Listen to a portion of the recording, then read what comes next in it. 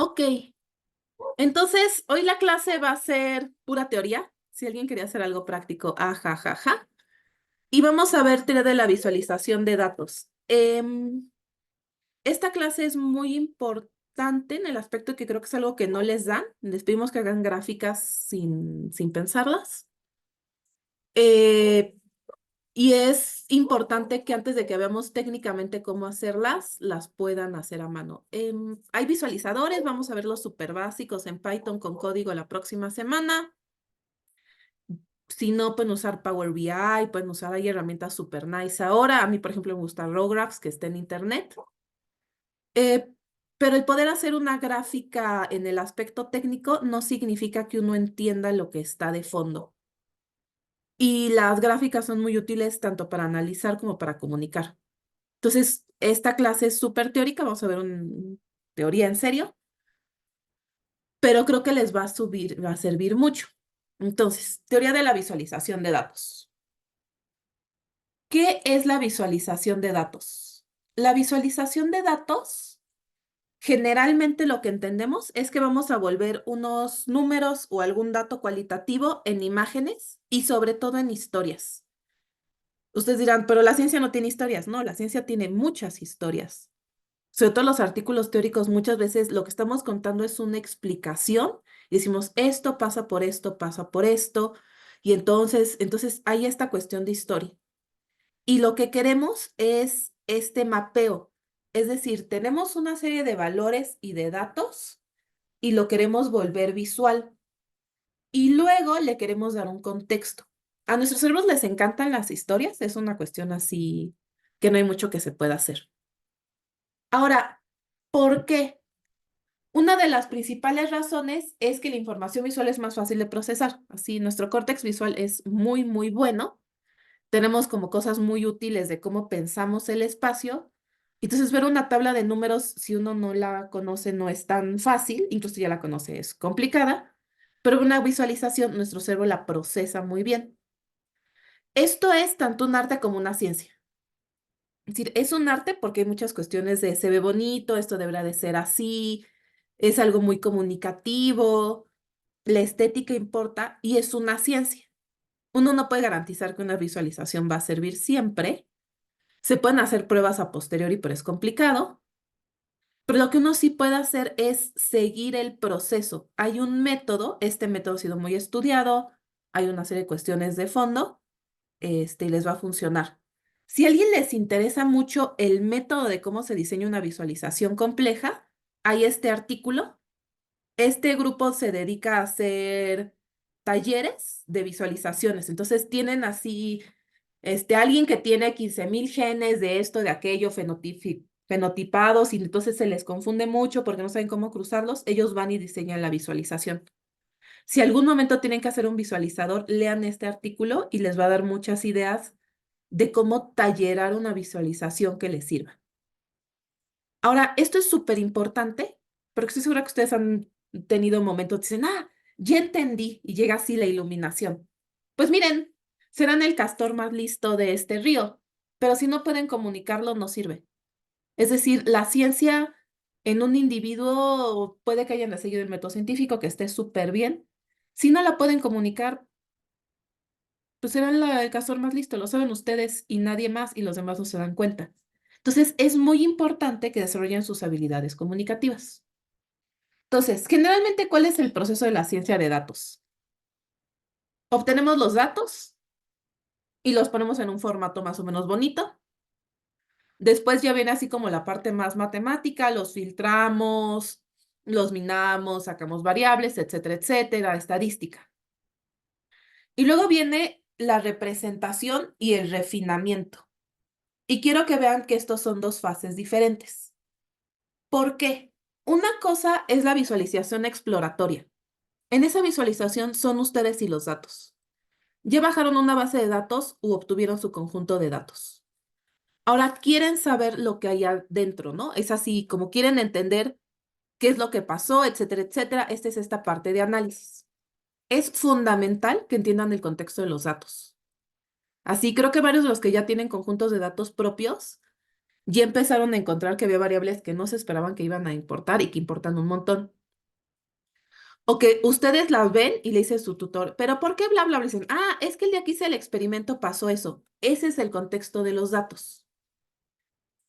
Y tienen que entender por qué lo hicieron, en qué entorno, cómo lo hicieron, la parte técnica, pero también tienen que entender, sobre todo los que tienen encuestas, así como, bueno, en qué población, cuál era la encuesta, cuál es la situación social, porque el contexto nos dice mucho de lo que está sucediendo adentro.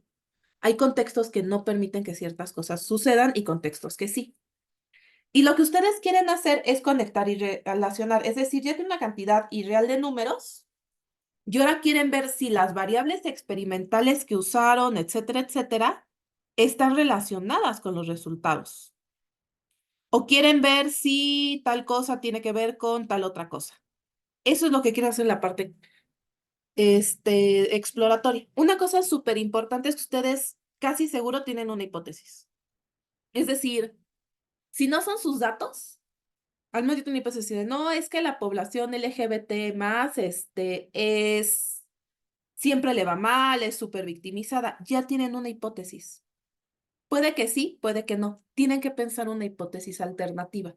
A lo mejor su tratamiento no va a servir. Y esto es muy importante para que eviten el sesgo de confirmación. Un error, así una cosa que yo veo muchísimo cuando hace la gente análisis, es que si sale lo que esperaban del experimento, dicen el experimento está bien. Pero si no sale, revisan todo, así todo, el buffer, si vino fulanita, si no vino fulanita, todo se revisa cuando no sale. Y cuando sí sale o nos da lo que suponemos que debe de ser, no lo revisamos. Y sobre todo con los controles negativos, ¿cómo sabes que es un verdadero control negativo o que no te falló todo?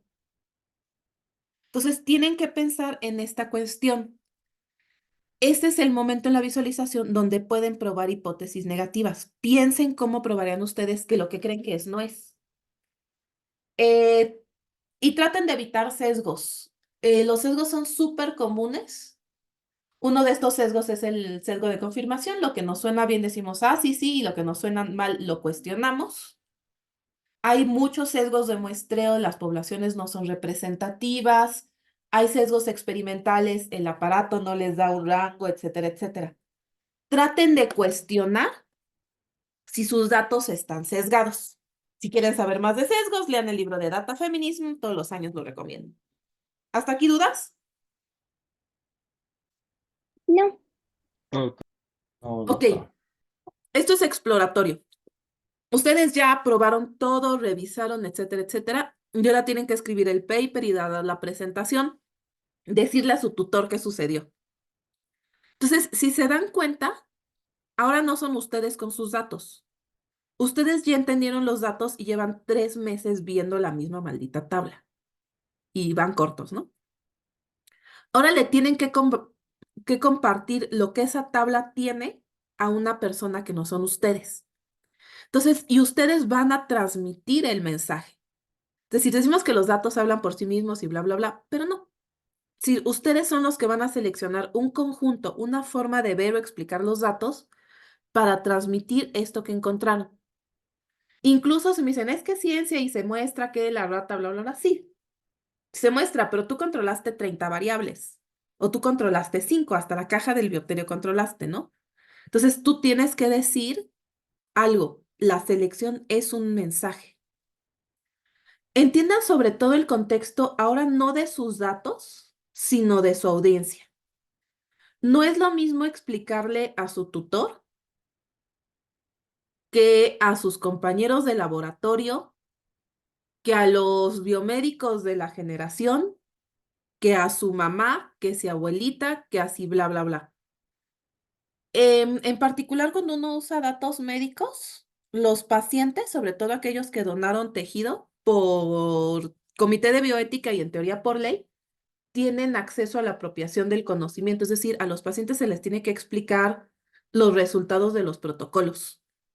Piensen ustedes quiénes son sus pacientes. ¿Se dan cuenta que no es lo mismo decirle a otro médico que al paciente? Incluso decirle a un médico de otra especialidad.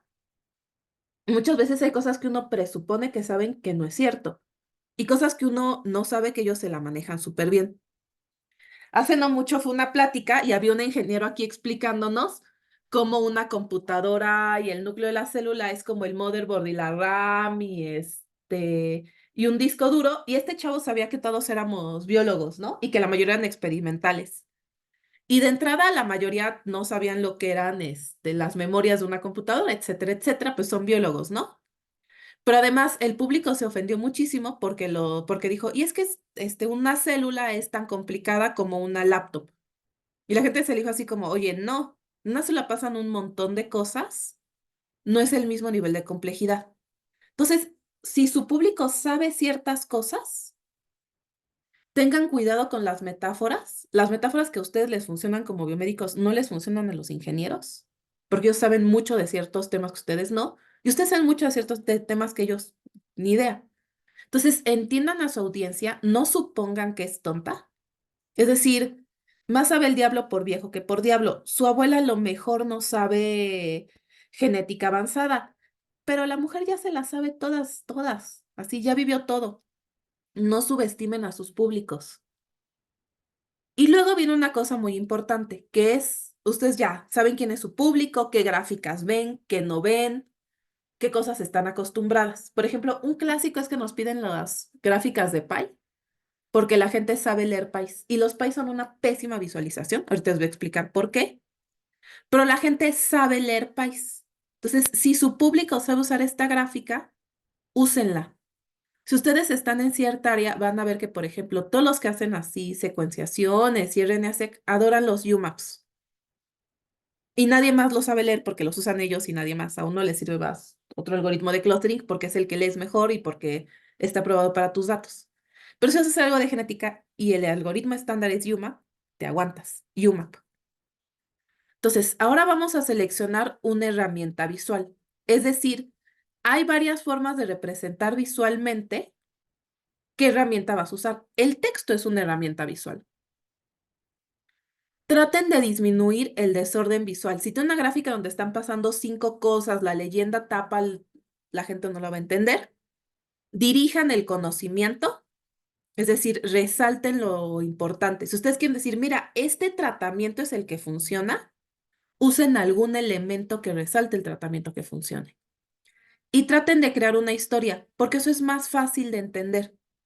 Ustedes quieren guiar el razonamiento de su público y no darle todos los datos así mezclados. Digo, es importante que los datos sean accesibles y si la gente quiere revisar, revise, pero si alguien está leyendo el artículo y tiene 15 minutos para enterarse, tienen ustedes que ayudarle a guiar. La persona no tiene que repetir el análisis que ustedes hicieron. Ustedes ya lo hicieron. Si quiere, DVD, porque ciencia y la ciencia debe de ser repetible. Pero en general, ustedes traten de llevar el análisis por la gente. ¿Dudas hasta acá? Por ahora no. Gracias. Ok. Quiero que vean estos datos.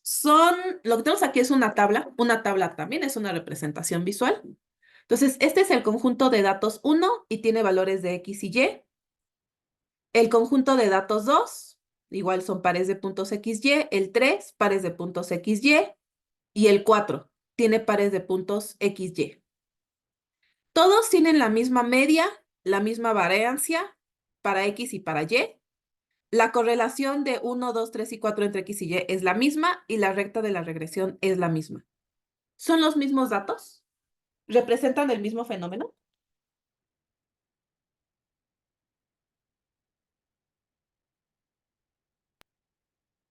No, ¿Por? porque son diferentes observaciones, o sea, son datos diferentes. Puede ser una casualidad que pues, tengan las mismas media y varianza, ¿no? Muy bien. Que tengan las mismas estadísticas no significa que sean el mismo. Aquí grafiqué los 4 conjuntos de datos. Bueno, no los grafiqué yo. Los graficó Tufte hace muchos años. Este de aquí es un fenómeno lineal con ruido. ¿Ya vieron? Aquí está la recta, aquí están los puntos X y Y. Este de aquí es una parábola. Vean aquí, ya empezamos a ver que esto va a bajar. Entonces dices, ah, pues se activó y ya se inhibió, ¿no? Competencia o algún fenómeno que está decayendo. Este de aquí es una recta perfecta con un outlier. Vean que este y este implican cosas muy diferentes, porque pueden ser una recta, pero este tiene ruido constante y aquí podemos decir, oye, esto tiene un outlier y todos los números son iguales. Así van, hay una recta perfecta que lo sigue. Y este de acá, vean, es un valor con una dispersión y un outlier. Así como aquí muestré y me salió esto y aquí solo hice una muestra. Si se dan cuenta, este incluso podríamos decir que son dos categorías, ¿no? 8 y 18. Este podemos decir, ah, tenemos una reacción enzimática y aquí ya se me acabó el sustrato. Estos son números perfectos con un número que alguien capturó mal. ¿Ven cómo son fenómenos bien diferentes? Y nos damos cuenta cuando visualizamos. ¿Esto por qué? Lo bueno es que el cerebro es muy bueno para ver patrones. Increíble para ver patrones. Entonces, uno puede después de un rato determinar un patrón al ojímetro. Está súper bien y por eso usamos la visualización, porque pues confiamos en nuestro córtex visual. Pero también acuérdense que a veces no hay patrones. Miren, este es como un Peña Nieto, ¿no? Miren, sonriendo, ojitos chiquitos, el cabello para arriba. Esta es una carita feliz. Estas son caritas tristes. ¿Ya vieron cómo están súper tristes las caritas? ¿Son esto caritas? No. Pero todos ven que aquí está Peña Nieto, ¿no? Es decir, véanlo, este es Peña Nieto, hasta tiene su corbatita. Es decir, ¿alguien duda que este sea Peña Nieto? Y lo que sucede es que nosotros vemos los patrones y proyectamos patrones. Nuestro cerebro, por ejemplo, está súper sesgado a reconocer caras. Tenemos así una cuestión selectiva de la evolución que cruza con lo social, etcétera, etcétera. Y entonces, si vemos dos hoyitos y una cosa en medio, miren, es una carita triste. ¿Ya le vieron los ojitos tristes? No hay ojitos, no es una carita, son hoyos al azar, pero nuestro cerebro ve patrones. Entonces, visualicen, determinen el patrón y luego usen una prueba estadística para demostrar que es un patrón. Y usen el contexto. Claramente estos son cajas de basura. No, espera, eso no nos ayuda. Peña Nieto también era una caja de basura. Estos claramente son cartón y Peña Nieto era de carne y hueso. Entonces, el contexto importa porque hay patrones que no vamos a ver en ciertas circunstancias. ¿Hasta aquí vamos bien? Sí. Sí, doctora. Excelente. Entonces, gráficas. Voy a suponer que esta parte ya se la saben, que todos saben que tienen que llevar ejes, que todos tienen que llevar este título, bla, bla, bla. Una gráfica es un patrón o convención de cómo codificamos visualmente. Hay muchas formas de representar un conjunto de valores como una cuestión visual, pero hay algunas que reconocemos al vuelo porque es un patrón que se usa mucho, muchas veces ya hay metodologías de fondo. Y eso lo llamamos una gráfica. Por ejemplo, esta es una gráfica de barras. Entonces, ¿qué es lo que tenemos aquí? Tenemos una codificación visual. Si se dan cuenta, lo que yo tengo son fechas y valores. Y lo que voy a hacer es que voy a representar eso de alguna manera. Lo voy a poner en una pantalla. Y entonces la codificación visual es las categorías o los meses van en un eje de los X y el valor lo voy a representar con una altura y la altura corresponde al valor, ¿no? Entonces, si aquí es 4000 y aquí es 3000, este es mucho más alto. Eso es una codificación visual. Yo voy a poner esto como color, yo voy a poner esto como barras, es una codificación. Piénsenlo dos veces porque se dice fácil, es un concepto súper difícil. Tenemos además tipos de datos. Entonces, aquí tengo meses que voy a tratar, por ejemplo, como categóricos ordenados y valores numéricos, que son números. Y tenemos relaciones. A cada mes le corresponde un valor. Los meses tienen un orden, hay una relación jerárquica. Entonces, estos de aquí El tipo de datos, la relación y la codificación visual me hacen una gráfica. Para seleccionar una gráfica tengo que pensar varias cosas. ¿Qué tipo de análisis voy a hacer? ¿Qué mensaje voy a transmitir? ¿Qué tan fácil es hacerlo? Uno puede crearse una gráfica en 3D como las del New York Times, interactivas, que brilla de colores además, pero no, la verdad es que no tienes tiempo. Así, te da tiempo de un pie. ¿Qué tan fácil es interpretar? Es decir, ustedes pueden pensar una gráfica súper chida que les importa todo. A los que les gustan los videojuegos, este es un gran ejemplo, ¿no? El videojuego les da información y a veces la información es súper oscura y a veces lo ven y dicen, ah, sí, es esto, ¿no? Entonces, ¿qué tan rápido y qué tan intuitivo es la información visual? Así, lo que tengo que hacer es esto, lo que tengo que dispararle a aquel. Esto es una cuestión muy importante. ¿Y qué tan familiar es el público, no? Si su público ve ciertos gráficos, esto ya está. Los elementos ya se lo saben, el título, la serie de datos, los ejes. Boxes ya saben que tienen que poner leyendas, etcétera, etcétera, ¿no? Ahora, tenemos lo que se conoce como la gramática de las gráficas, the grammar of graphics. Y entonces, este es un marco conceptual. La idea, por ejemplo, es que si ustedes ya hicieron una gráfica de barras y su tutor le dice, ¿sabes qué? Pon esto en morado y no en azul, pues no tengan que rehacer la gráfica de abajo, porque hay cosas que no cambian. Entonces, lo principal es, vamos a separar los datos de la estética. Que sea morado o rosa, no importa, es una cosa. Está muy bien porque los colores nos transmiten emociones y lo que quieran, pero eso no tiene que ver nada con los datos, ¿no? Y tú debes de poder cambiar los datos independientemente del color y el color independientemente de los datos. Queremos definir los elementos comunes gráficos. Seguramente en una gráfica, ¿han visto alguna gráfica en algún paper súper bonita? Y luego se la tratan de describir a alguien con palabras y está muy difícil. Pero si les digo, una gráfica de barras y la barra era así, ya tenemos elementos gráficos definidos y al hacer esa definición es más fácil comunicar. Y es importante tener las composiciones más comunes. Entonces, abajo tenemos los datos. Sobre los datos ponemos lo que es la estética, los ejes, las gráficas, la codificación. Luego la escala, es decir, esta es grande o chiquita. Luego los puntos geométricos, por ejemplo, vamos a poner un punto arriba de bla, bla, bla. El asterisco de la significancia. Las estadísticas. Las facetas, ahorita vamos a ver lo que es una faceta, muchas veces son subgráficas de un conjunto de datos. Ah, ¿han visto una gráfica tridimensional cuando la van rotando y que la ven así de un lado y del otro? Eso es una faceta. Y finalmente el sistema de coordenadas.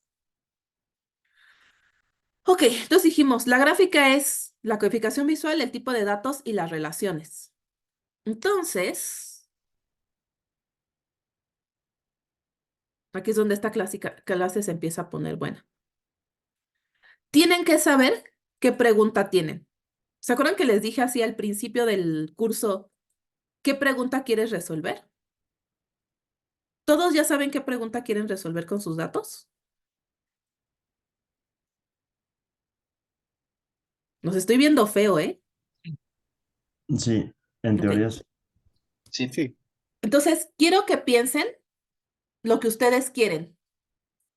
¿Quieren una relación entre los datos, una comparación, una distribución o una composición?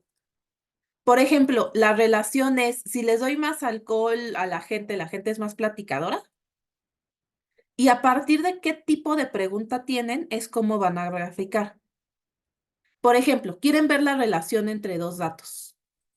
Entonces, si tienen, después se van a preguntar cuántas variables tienen. Si tienen dos, hacen este tipo de gráficos y son numéricos. Aquí va el eje de las X o el tiempo. Esta es la variable principal y el eje de las Y. Y van a poner las variables una contra otra. Y esto les permite ver la relación. Si una sube, la otra sube, si una baja, la otra baja, ¿no? Si tienen tres variables, pueden usar este gráfico de burbujas, donde la tercera variable, que es la de menor jerarquía, la representamos como el tamaño, o mejor aún, el tamaño y el color de la gráfica. Y esta te permite decir, ah, mira, bla, bla, bla. Eso si quieres ver la relación, ¿no? Ya las vimos con las de Tufte, es súper útil. Ahora, otra cosa que pueden querer tener es la composición. Este es muy común, así como ¿qué están adentro de mis datos, no? Si sus datos no cambian en el tiempo y simplemente quieren ver qué proporciones del total, usan un gráfico de pie o una de barras apiladas de una sola barra. Pero en general sí quieren decir así como, oye, de los pacientes que muestré, ¿cuántos eran mujeres? Pie. Si quieren ver la acumulación, este es uno de cascada. Entonces, miren, aquí empieza el valor, luego graficamos el cambio, el cambio, el cambio, el cambio y el valor final. Entonces, si se dan cuenta, aquí estamos graficando el cambio en parte la proporción. Y al tener solo el cambio, podemos muy bien, más o menos así como intuir, ah, pues mira, aquí creció mucho y aquí creció poco. Otra opción es si quieren ver los componentes de los subcomponentes, así como, bueno, aquí tengo a las mujeres, pero de las mujeres quiero ver las que vienen del Edomex y de Morelos y de... Entonces pones una gráfica de barras apilada, seleccionas un cachito y luego de ese cachito haces una expansión y graficas la composición. Estas son gráficas donde queremos ver de qué se compone nuestra población y son estáticas. Si cambian en el tiempo, el más clásico son las barras. Vean ustedes aquí que las líneas nos ayudan a decir, esta de aquí es un componente, ¿no? Aquí estas barras me unen entre grupos. Entonces aquí pongo en azul los que le van al PAN, en rojo los que le van a Morena y en, no sé, verde los que le van al PRI. Y estas líneas me generan una idea de continuidad a lo largo del tiempo. Y puedo ver cómo se distribuye el electorado. Ahora, esto es si la población la puede normalizar, es decir, siempre van a normalizar al 100%. Esta les dice la composición de la población. Pero a veces tenemos poblaciones que crecen. Así, los visitantes a Tulum. Pues obviamente en Semana Santa tenemos un mega pico y luego baja en temporada baja y vuelve a subir, ¿no? Entonces, aquí puedes usar estas columnas donde el valor es absoluto. Vean que es diferente normalizar de no. Si tienen muchos datos con un muestreo muy fino en el tiempo, lo que pueden hacer son estas líneas de curva. Muchas veces hasta se suaviza la curva y hacen lo mismo, ¿no? Si son diferencias relativas, normalizan y grafican en un cuadrado. Si son diferencias absolutas, lo hacen acumulada. Este más o menos ayuda a las diferencias absolutas, pero es súper complicado a veces. Ok. Ahora, supongamos que quieren ver la distribución.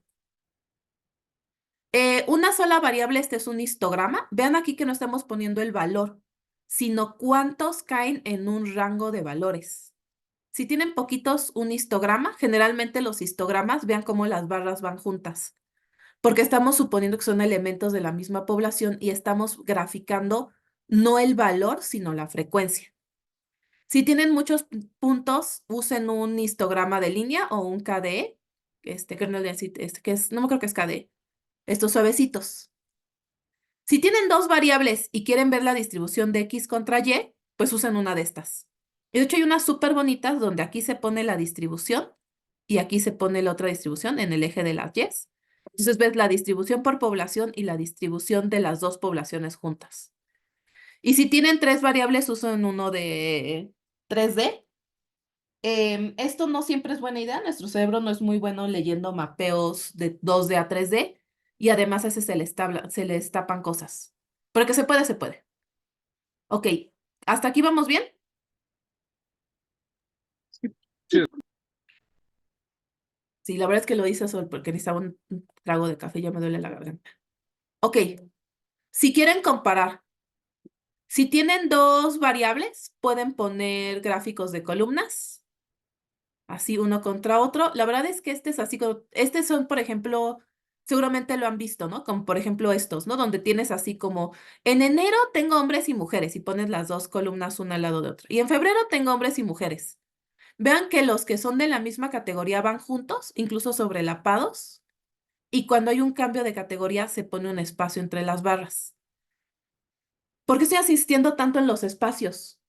Porque estos espacios son codificaciones visuales de que pertenecen a diferentes grupos, ¿se dan cuenta? El espacio es una codificación, es una forma de representar que algo es diferente. Ahora, si tienen, por ejemplo, dos categorías grandes y luego muchas chiquitas, hagan barras. Este es un clásico así de la distribución de población de hombres y mujeres en México. ¿Han visto este gráfico del INEGI? La pirámide poblacional por género. Sí, Sí. Entonces, si se dan cuenta, es un gráfico de barras, las categorías muchas veces están juntas y dividimos en dos. Y lo que tenemos aquí es lo que llamamos un small múltiples, los pequeños múltiples. Vean, este de aquí y este de acá. Son dos gráficas iguales donde estamos usando la misma codificación, pero variamos una cosa, la variable, la categoría, etcétera, etcétera. Pero las magnitudes son las mismas, la representación es la misma y lo ponemos uno al lado del otro. Y para nuestro ojo, comparar dos cosas muy parecidas que tienen la misma codificación al vuelo es muy fácil. Si tienen muchas categorías, hagan muchas grafiquitas iguales, una al lado del otro. Entonces, ¿han visto estos diagramas que a veces se hacen donde tienen múltiples scatters uno al lado del otro y en el eje de las X ponen variable 1, variable 2, variable 3, enero, febrero, marzo, abril? Y en el eje de las Y hacia arriba ponen con alcohol, con, no sé, con vino, con chela, con bla, bla, bla. Y entonces puedes ver la relación entre cuánta gente tomó qué alcoholes en tal fecha. Esos son los small multiples. ¿Todos han visto un small multiple?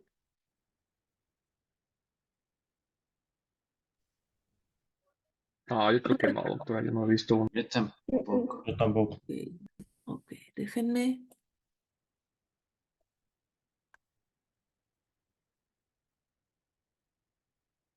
Las gráficas son súper útiles. Miren.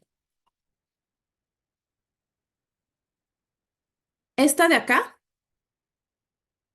vean, son los estados y el valor. Y vean que la codificación es la misma para todos, es decir, aquí va la raya del valor normal de desempleo, si sube, si baja, la raya va en azul, pero lo que cambia es que se apilan las gráficas una al lado del otro. O miren, por ejemplo, este, ¿no? La longitud, el precio, bla, bla, bla, los ejes en general uno debe de tratar de mantenerlos igual y la densidad. O miren, este también Estados Unidos, ¿no? Los mapas, uno al lado del otro, cruzando cuánto gana quién contra el subgrupo y el color me debe de estar representando algo, ¿no? No sé qué. O por ejemplo, miren este. ¿Quién toma qué refresco? Y los ponemos uno al lado del otro. Y pueden usar, vean, ya hemos visto mapas, aquí por ejemplo es distribución. Este tipo de gráficas se llaman small multiples, porque haces representaciones gráficas chiquitas, sencillas, pequeñas, y las alineas uno al lado del otro. Y esto te ayuda muchísimo a ver distribuciones y ver cómo cambian. Miren aquí la fertilidad. Pueden ver los patrones de cómo cambia muy fácilmente porque solo el ojo va de arriba a abajo y dicen, ah, mira, este de aquí se fue moviendo, ¿no? Y se fue achatando. Estos son los small multiples.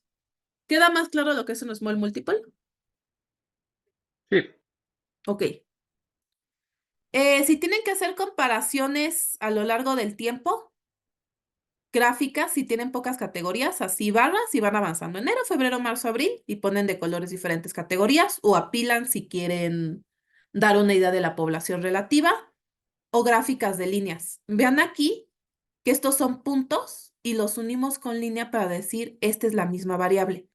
El unir puntos con líneas es una codificación visual que te dice aquí hay continuidad. Si tus datos no son cíclicos y solo tienes un periodo, un punto, una variable y muchos periodos, pues una gráfica de línea. Y si son cíclicos, por ejemplo, ciclo circadiano o la temperatura anual, se hacen estas gráficas de círculo, donde aquí vas poniendo un reloj y pones, por ejemplo, qué tan activo estaba tu rato a lo largo del tiempo. Y así mide ciclo circadiano. Son muy bonitos, no se usan mucho, Pero cuando se hacen bien así, patrones de actividad o los adolescentes que son más activos en la noche, etcétera, etcétera, se ve súper bien. ¿Quedan claros los tipos de gráficos más comunes y las formas de seleccionarlos? Sí. Sí. Sí, Entonces, fíjense. Primero nos preguntamos qué queremos hacer, luego nos preguntamos qué tipos de datos tenemos y luego cuántos. ¿Tenemos muchas categorías o pocas categorías? Tenemos muchos datos numéricos, pocos datos numéricos. Y dependiendo de eso, elegimos la gráfica. Ok. Codificación y elementos visuales. Una codificación es cómo representamos la información de manera gráfica. Por ejemplo, yo les dije, aquí tenemos un cambio de categoría grande y lo que hacemos es que ponemos un espacio, ¿no? Entonces tenemos enero, hombres y mujeres van pegados para decir son los hombres y mujeres de enero. Luego espacio grande entre las barras. Ese espacio grande entre las barras para separar y decir, ahora es febrero, es una codificación visual de que cambiamos de mes. Los elementos visuales son colores, formas, tamaños, posiciones, etcétera, etcétera. Y la codificación depende de los datos, sus tipos de datos y la jerarquía interna. Entonces, su compañero tenía, cuando nos enseñó ahorita sus datos, nos dijo, aquí tengo A, B, C, D. Si se dan cuenta, él está representando una serie de cosas con una codificación, que son las letras. Y dependiendo de una serie de cosas, él puede poner, por ejemplo, las siglas, este es de FES, este no es de FES. Puede poner los tipos, este es el A, este es el B. Y a veces dices, no, les voy a poner 1 a la primera rata que siempre medía, le voy a poner 2 a la C. Puede tener una jerarquía o no. Ahora, ¿cómo generamos una codificación? Lo primero que hacen es que determinan las variables. Dicen, tengo qué variables. La caja, la rata, el bioterio y el tratamiento. Ok. ¿Qué tipo de datos son? Ah, pues son categóricos porque la caja, pues eran tantas cajas, etcétera, etcétera, ¿no? Luego deciden cuál es la que más importa. En este caso, por ejemplo, voy a suponer que la que más importa es el tratamiento y no el bioterio. Y que la que menos importa es el número de la rata, ¿no? Es así como, pues si era la rata 1 o la 5, no importa tanto como si estaba en esta caja o en aquella. Y después se les asigna un mapeo. ¿Por qué? Porque nuestro cerebro no lee con la misma facilidad todos los elementos visuales. Entonces, hay elementos visuales que son más fáciles de leer, le tenemos más peso y asignamos el mapeo a los elementos visuales más importantes. Una forma de pensarlo. Supongan que van a asignar letras, así calificaciones. A los que les fueron mejor les ponen la letra A porque les fue mejor, ¿no? Y a los que les fue peor le ponen la letra Z o D. O por ejemplo dices, ok, voy a usar para la caja A, B, C, D, para los ratones números 1, 2, 3, 4 y para el bioterio letras. La fe es este o aquello. Y para las personas las siglas, para acordarme de quién fue el que usó las personas. Entonces ahí estás asignando un mapeo y uno trata de jerarquizar cuál es el más importante. Muchas veces es importante usar codificaciones visuales diferentes porque entonces puedes decir la rata FES caja B1 porque era la caja 6, tratamiento A, rata -1. Y entonces el usar diferentes letras en diferente orden te permite distinguir las codificaciones al vuelo. Así es como, por ejemplo, han visto una gráfica y así, ese es un clásico de los estudiantes, ¿no? Te dicen así como, aquí está la primera gráfica y en azul es el tratamiento.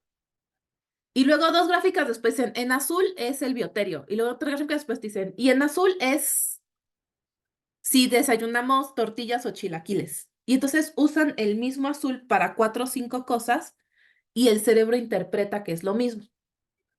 Ok. Entonces, cuando hagan una codificación, tienen que checar las variables, el tipo de datos, jerarquizar y luego asignar un mapeo para tratar de darle más prioridad a los datos más importantes y evitar que se confundan las cosas. Nomás para recordar, los tipos de datos, los más fáciles son cuantitativos, cualitativos y especiales, ¿no? Las coordenadas, las series de tiempo, etcétera, etcétera. ¿Hasta aquí dudas? No, Muy bien. Entonces, primero vamos a hablar de elementos visuales posicionales. Les dije que esta clase era teórica y súper pesada. Si ustedes no están cansados, yo ya estoy cansada. El más clásico son los puntos. Son súper buenos cuando quieres hacer dos escalas cuantitativas. Usamos puntos separados cuando son independientes. Entonces, por ejemplo, miren, ese es un muy buen ejemplo de qué no hacer. Aquí yo estoy poniendo las ventas a lo largo de los meses. Voy a suponer que los meses para este caso son cuantitativos, porque pues ir enero 1, febrero 2, etcétera, etcétera. Y la posición del punto, ya sea en X o en Y, es una codificación. Entonces, si gané mucho, el punto va a ir más abajo. Si gané poco, más arriba. Si gané poco, el punto va a ir más abajo. Si es los primeros meses, voy a ir a la izquierda. Si son los últimos meses, es a la derecha. ¿Se dan cuenta cómo la posición en X y en Y me está representando un valor numérico?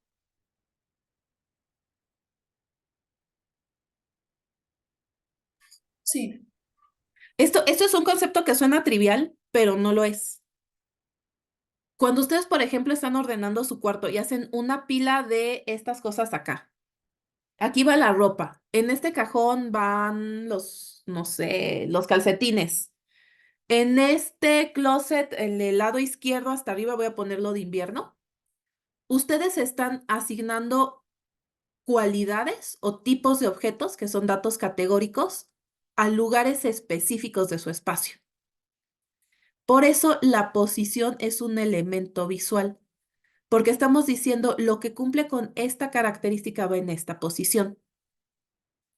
Si nosotros usamos puntos, se interpreta que los datos son independientes. Vean esta gráfica. Estos datos son independientes porque están separados. El espacio entre elementos me dice no tienen relación. Esta es una mala visualización porque no son independientes. Hay una relación temporal de que enero y febrero y luego marzo, abril, hay un orden. Entonces tienen que usar líneas para representar puntos con fechas.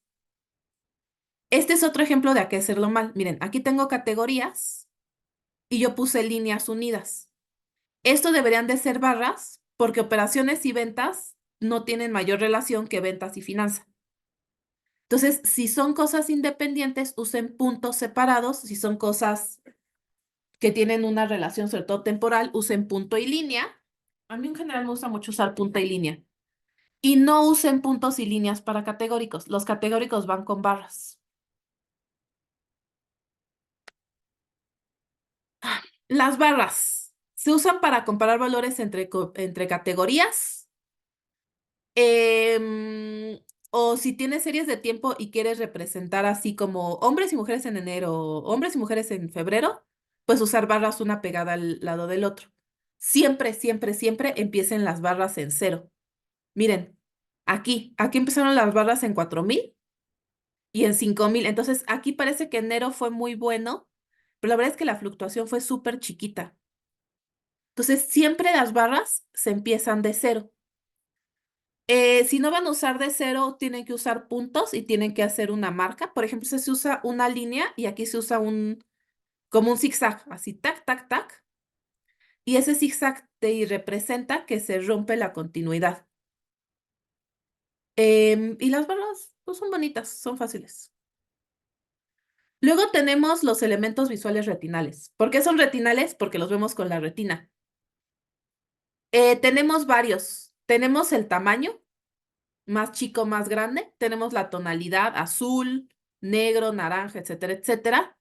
La forma, la textura. Este es un clásico de los artículos viejos que vienen con textura. Son súper bonitas. La orientación tiene el ángulo y tenemos la saturación. Quiero que vean este. Este azul, ¿ven cómo está más transparente que este de acá? Entonces, ¿qué tan? Vean, este es azul y este es un negro, pero aquí lo que tenemos es el mismo color, a diferentes niveles de saturación. De hecho, esta imagen la capturé así porque quería que se viera la transparencia. Entonces ustedes dicen, este es azul y de azul clarito hacia el oscuro, estamos hablando de la saturación. El negro es, aquí se pone complicada la cosa, las tablas son difíciles. El color, piensen si tienen un nombre de color para esto, es diferente. Y si van a decir, es que es como azul más clarito, como azul más fuerte, eso ya no es eso ya no es color, eso es saturación. Un buen truco es pregúntanle a un hombre qué color es, porque los hombres siempre dicen así. Y de hecho esto está demostrado y tiene que ver con una cuestión de dónde están los genes de color y así. Y un poco con cuestiones culturales. Las chavas hacemos así como, es que traía un vestido magenta súper bonito. Es así como, pues era como rosa, ¿no? Como morado y todo así con cara de, bueno. Entonces, si tienen dudas de cuál es el color y quieren seleccionar variables que se separen mucho de color, pídenle un nombre que les diga nombres de colores. Ok. Ahora, aquí se pone bueno, porque no todos los elementos son iguales. Este es un estudio súper bueno, de hecho les dejo la referencia y entonces pusieron a la gente a interpretar codificaciones visuales y vieron cuáles permitían hacer separaciones más finas de valores. El más preciso es la oposición a la larga de una escala común. Entonces, si tú tienes X y vas avanzando hacia X o hacia Y, nuestro ojo es muy bueno en decir esto está más lejos, esto está más cerca, esto está más a la izquierda, más a la derecha. ¿Dónde ponen una posición? En una escala común, el ojo es buenísimo.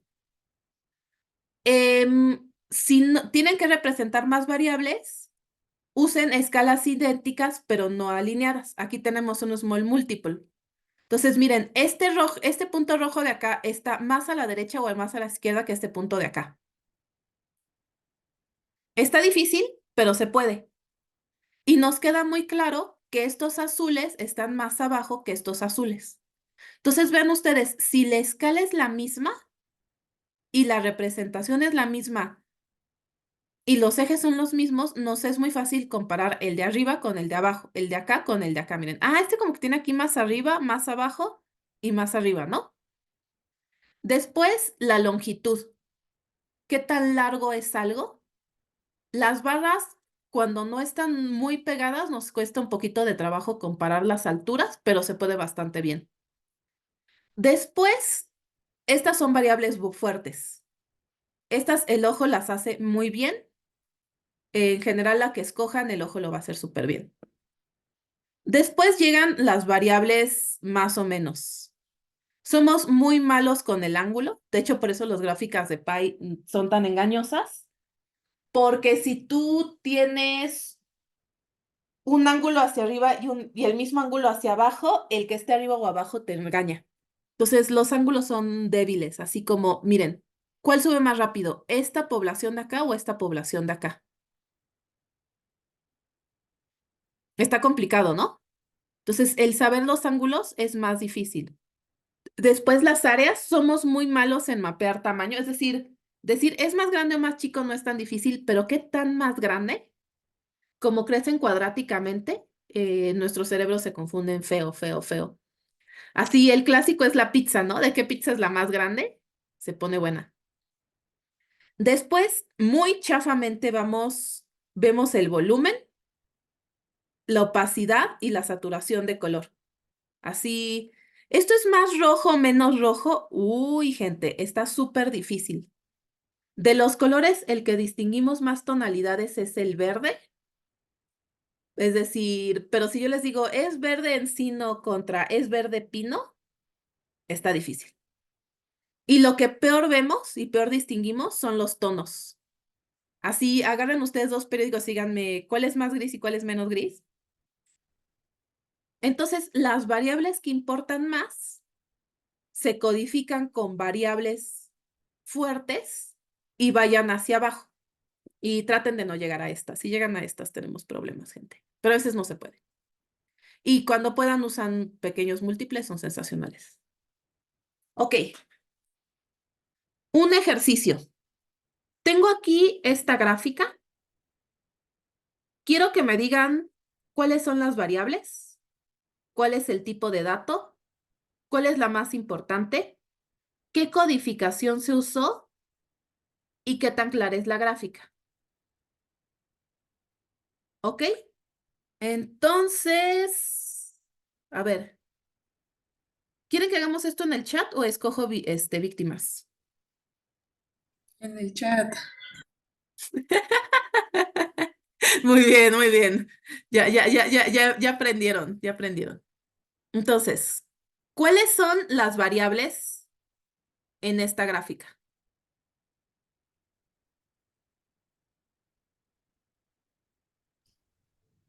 El valor de la compañía Ujú. contra al año.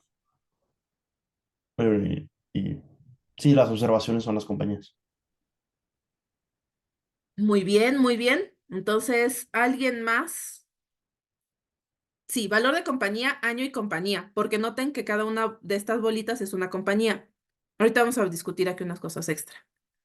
De hecho, es súper interesante ahorita la codificación.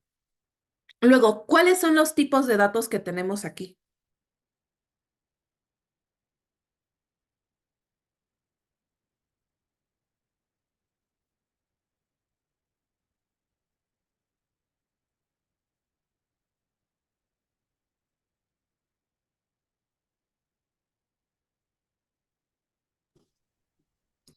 Sería, bueno, del valor pues tienen que ser números enteros.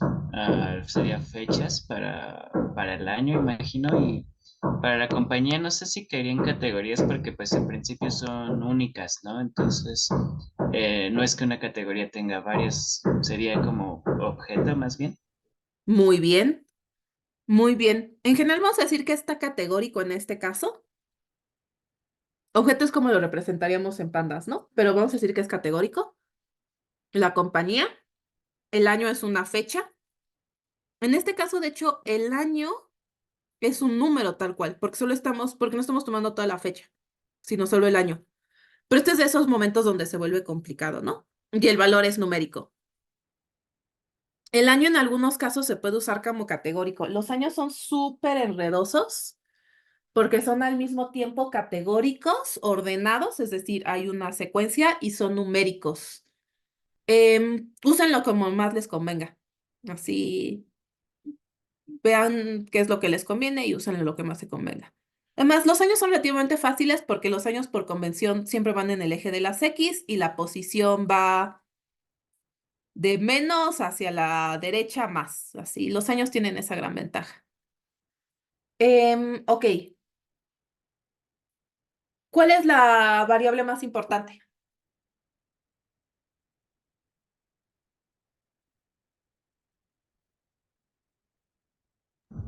Sería el valor de la compañía. ¿Los demás están de acuerdo? ¿La compañía o el valor de la compañía? Sí, el valor de la compañía. El valor. Va, va. Sí, en estas cosas, sobre todo las variables más fuertes, se vuelve enredoso. Pero estamos de acuerdo que el valor de la compañía me importa más que el año. ¿Cómo se codificó el valor de la compañía? Tiene dos formas de codificación, ¿no? Por la posición y por el tamaño por el Muy del bien. punto. Este es el primer grupo que a la primera se da cuenta que el tamaño está codificando el valor. Muy bien, es la posición y el valor. Si estuviéramos en clase presencial, este es el momento donde les digo, aguántense, voy por dulces. Muy bien. Tienen todos una estrellita virtual. Ok, ¿cómo estamos codificando la fecha? Con la posición en el eje de las X. Ok, y Y con el color. muy bien. Estos son lo que se conoce como codificación doble. Si se dan cuenta, cada variable la representamos con una posición y un color o una posición y un tamaño. Este es un truco muy útil, por ejemplo, si necesitan codificar tres variables en un gráfico de scatterplot. Y dicen, pero es que no quiero hacer uno de 3D porque los de 3D se ven súper mal y como la distribución es tal que las orillas son muy altas, entonces no veo lo de adentro y se echan a llorar. Usen una codificación doble, pongan tamaño y saturación de color. Pongan los más grandes más oscuros o los más chicos más oscuros. Y entonces dos codificaciones débiles, al cerebro recibe doble información y hacen una codificación medianamente fuerte. Eso es lo que se llama codificación doble. ¿Qué tan claro es el gráfico?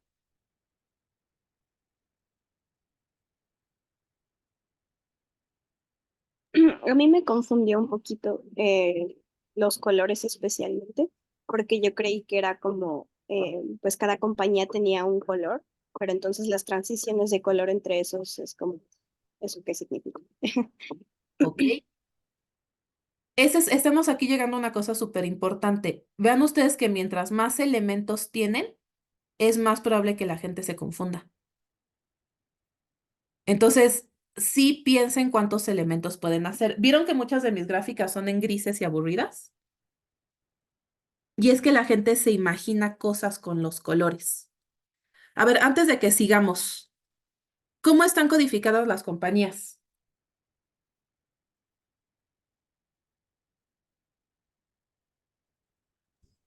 Pues las tres como más representativas las pusieron o sea, el nombre, pero no Ujú. nada más. ¿Cómo representas que son compañías distintas? Por los Cada uno. círculos individuales, ¿no? Exacto, se dan cuenta que cada compañía está representada por un círculo y entonces esa es una codificación. Y la leyenda nos ayuda a interpretar el tema de la gráfica. Ahora, esto es una cosa súper interesante. Vean, aquí solo les interesa resaltar a tres que son súper excepcionales: Apple, Google y Facebook. Entonces, solo a estas les pusieron una etiqueta. Este es un truco para poder llamar la atención sobre elementos específicos.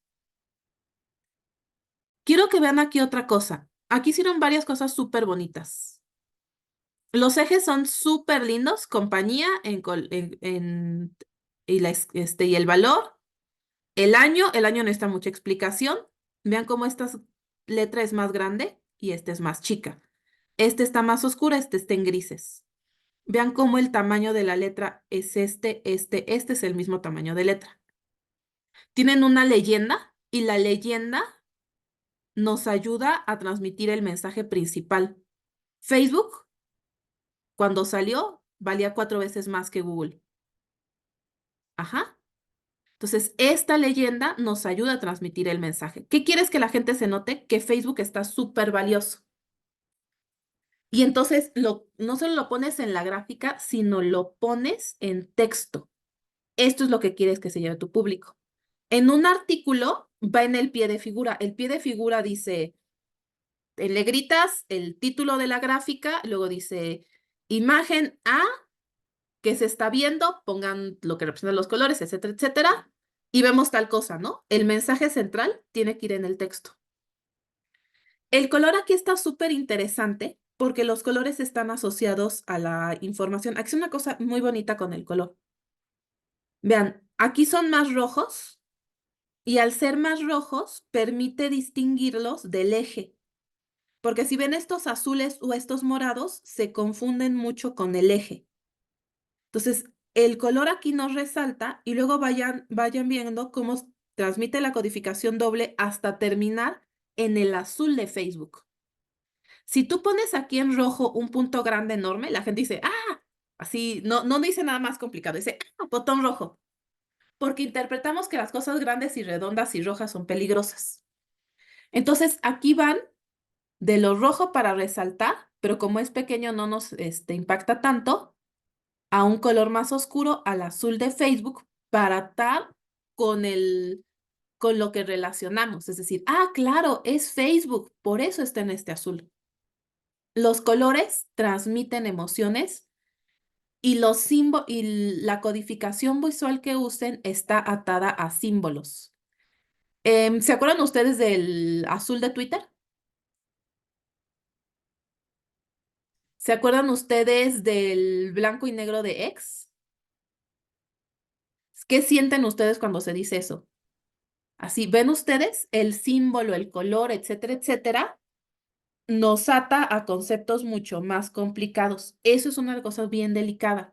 Aquí algunos dijeron, es que la codificación doble me enredó. Está bien. Cuando ustedes usen un elemento visual, piensen que les transmite y luego pídanle a alguien más que le diga que le transmite. Porque uno se le hace muy buena idea y luego resulta que no. Color. En general, el gran consejo que les voy a hacer en esta vida es diseñen en blanco y negro. No pongan colores hasta que realmente los necesiten. Usen colores desaturados, es decir, estos que se ven así súper grises. No usen los colores sólidos. Los colores sólidos son este rojo, este verde y este azul. No los usen. Si van a usar un rojo, ahorita les enseño qué rojos pueden usar. Y los colores vibrantes son para resaltar. Puedes resaltar máximo 3 cosas. Y como solo un idiota resaltaría las cosas al límite, pueden resaltar en la práctica 2 cosas. Entonces, 2 colores brillantes por gráfica, si necesitan realmente, hay mejores formas de resaltar. Eviten los colores vibrantes, excepto que realmente sea así como wow. Luego, seleccionen el color según el tipo de variable. Y este es el momento donde nos vamos a Color Brewer. Esta página es, todos los que no sabemos seleccionar colores y no tenemos talento para el diseño, la que usamos. A un diseñador ya hizo todo. Entonces van a ver que ellos representan sus valores en 3 tipos. Tenemos cualitativo, que son categóricos. Aquí le dicen cuántos colores pueden tener. Voy a poner las escalas grandes. 10. No, la 9. 9 son buenas. Y aquí van a ver los colores. Esta, por ejemplo, es una que yo uso mucho, desaturada. Está súper bien, la pueden revisar, etcétera, etcétera, ¿no? Y aquí les pone los números.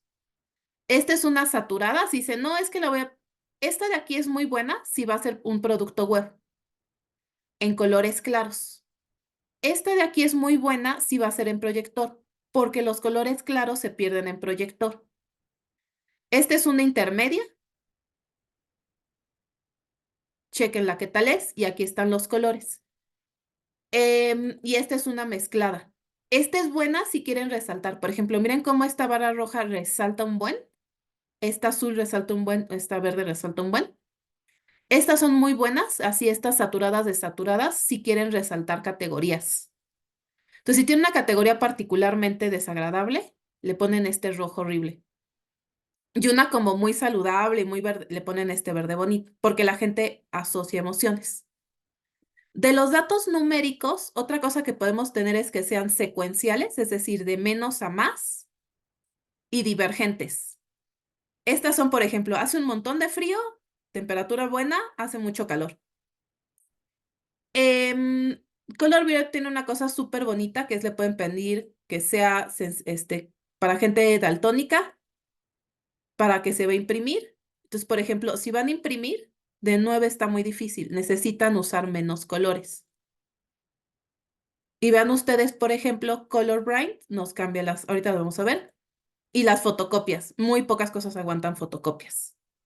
Este es muy bueno porque más le pueden poner los caminos, las ciudades, y pueden poner así las pruebas para hacer sus pruebas de colores. Yo muchas veces pongo los nombres de ciudades si los ejes van a quedar sobre los valores. Si voy a poner leyendas, porque esto me permite ver cómo se va a ver. Aquí pueden moverle la transparencia del color. Y en divergentes son las que van de menos a más. Yo uso mucho esta de aquí, de café a verde, porque tiene pocas relaciones emocionales. La pueden ver mis compas daltónicos. Esta me gusta también. Esta no me gusta porque el naranja no me gusta, ¿no? Pero eso ya está en el rango de los colores de niña. Y una cosa súper importante, miren, esta de aquí, el valor de 0 es amarilla. Si tienen datos faltantes, estas de aquí donde los datos intermedios son amarillas, son súper buenas porque representan los faltantes con blanco. Nadie midió nada en el mar. Entonces, ahorita vamos a hablar de faltantes, pero vean aquí las escalas. Las escalas divergentes muy rara vez son capaces de soportar la impresión. Y en general, si van a imprimir en grises, no usen una escala divergente porque se mezclan los grises y es súper horrible. Miren, literalmente si le subo a 7, el print friendly colapsa. También estas, por ejemplo, son buenas ponerlas aquí. Y aquí ven los colores, pueden ver diferente. A mí este en particular me parece muy, muy agradable porque no tiene cuestiones emocionales. Eh, y obviamente si no les importa su compa daltónico, pues tienen muchas más opciones, ¿no? No lo hagan. Y las cualitativas son súper buenas. Entonces, por ejemplo, cuando yo tengo que representar muchas categorías, lo que hago es que me agarro una de estas de 12 o de 13 y digo, el tipo, por ejemplo, del morfos comunes, ¿no? El tipo de resto va a ser azul clarito, verde clarito y amarillo clarito. Si es desconocido es rojo, si es conocido va a ser azul. Y voy así, y hago así una tabla, literalmente copio esto y voy poniendo al lado qué categoría va a representar. Las mujeres las voy a poner en morado, los hombres los voy a poner en azul. Y esto ayuda mucho porque, por ejemplo, dices, pero si voy a poner las mujeres en morado y voy a poner los fetos en morado y se te empiezan a cruzar, es el momento donde te das cuenta de problemas en tu diseño de categorías. Entonces, en especial, si tienen varias categorías en diferentes variables, asignen un color a cada categoría. Así hagan una tabla enorme de colores y asignen todas juntas para que la gente diga siempre, ah, esto siempre es mujeres, esto siempre es desconocidos. Eso es como truco de ya cuando tiene uno más años. ¿Queda más o menos claro cómo seleccionar colores?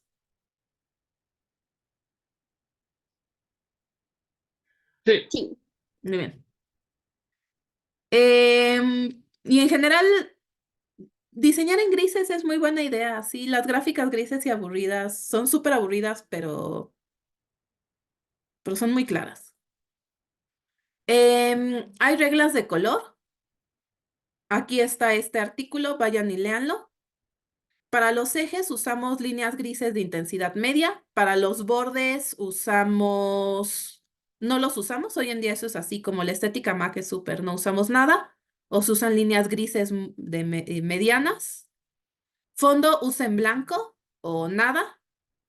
Si van a diseñar en negro, se vuelve la cosa mucho más complicada. Se pueden hacer cosas muy bonitas con fondo negro o con fondo de color, pero se vuelve mucho más enredoso. Entonces, hoy en día la estética ha tendido a una cuestión de simplificar y de utilizar la menor cantidad de tinta. Y eso, pues, tiene connotaciones emocionales, transmite una idea falsa de simplicidad, pero Nora quien honor merece gráficas menos elementos. Entonces, en general se usa blanco. Si usar transparente o no es complicado porque si su presentación tiene un fondo azul con bichitos y su gráfica tiene puntitos azules y el fondo es transparente, puede que los puntos azules se pierdan. En cambio, si le ponen un fondo blanco sólido, te protege un poco. Pero ahí tienes que empezar a pensar más cosas, ¿no? Entonces, ahora casi todos diseñamos así, con fondos blancos y slides blancas porque nos ahorra tiempo y sufrimiento. Dicho lo cual, si son más artísticos, se pueden hacer cosas muy padres con fondos negros. Las barras, como son elementos grandes, usen gris o usen tonalidades de intensidad media o baja. Si son muy bajas, puede que no se vean en proyector. Las líneas, mientras más delgadas, más intensidad, mientras más gruesas, menos intensidad. Piensen que los colores así fuertes son como gritar, entonces si es delgado está bien así como, "Ven, soy chiquito", pero si está grueso no lo hagan. Excepto que quieran resaltar una línea. Si tienen así como la línea del cambio climático, nos va a llevar es así, ven roja, negra, vas a decir en rojo, enorme, intenso, porque pues ahí hay un mensaje crucial, ¿no? Igual para los puntos, si son chiquitos, alta intensidad, tonos muy diferentes. Ya vieron, por ejemplo, cómo los morados se ven casi negros. Y si no, tonos medios.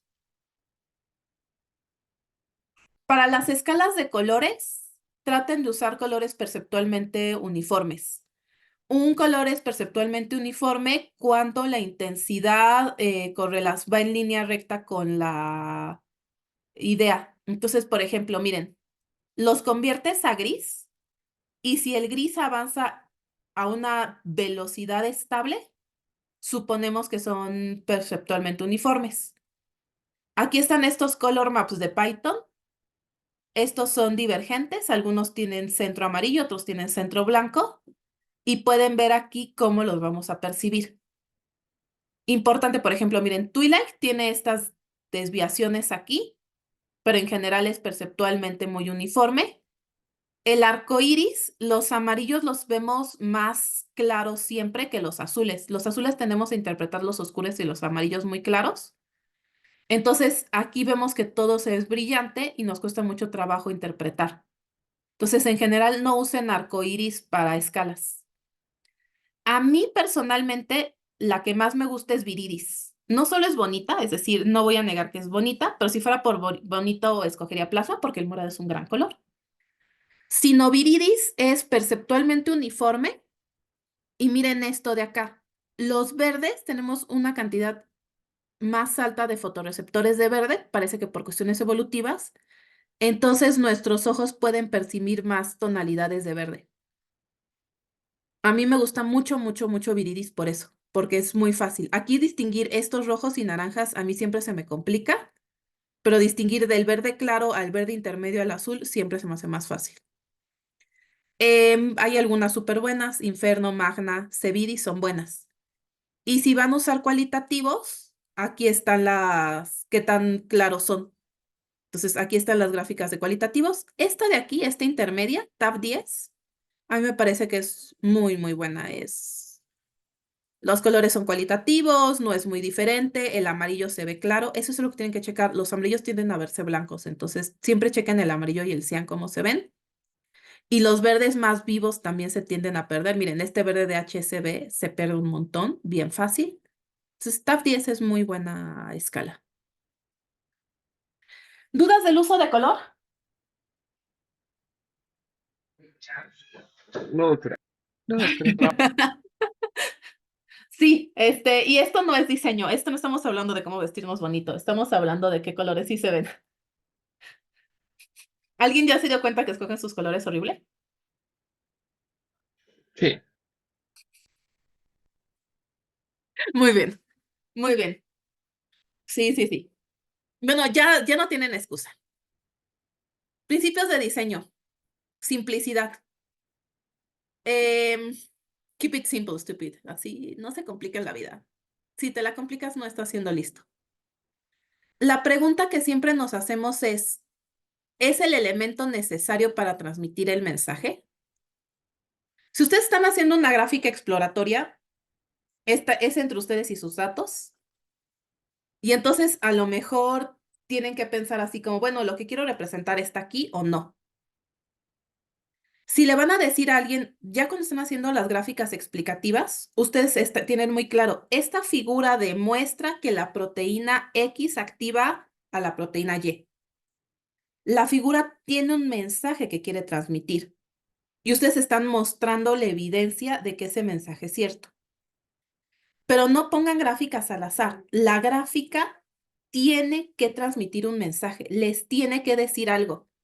Así, hay alumnos, y no me voy, bueno, yo también lo hacía, que no hacen mucho durante el semestre. Y entonces 3 días antes grafican todo contra todo y te ponen 20,000 gráficas. Y entonces esto empieza a hacer que la presentación es X contra Y, X contra Z, X contra W, Y contra Z, y ves así 20,000 gráficas. Y ahí es claro que no hicieron análisis. Así como, güey, probaste todo contra todo. ¿Qué aprendiste? Uno sabe que un alumno sí hizo el análisis cuando dice, esta gráfica me muestra qué. Entonces piensan ustedes, ¿cuál es el mensaje que quieren transmitir? Hoy en día tenemos una serie sí, los ingenieros, cuestiones que estamos tratando esta es una cosa complicada. Una forma de medir la simplicidad es cuánta tinta se usa para los datos y cuánta tinta para todo lo demás. Simple no siempre es mejor, porque, por ejemplo, a veces cuando hay fenómenos muy complejos, el hacer una gráfica muy reducida te da una impresión falta de simplicidad, lo cual no es cierto, y la simplicidad tiende a quitar datos contextuales.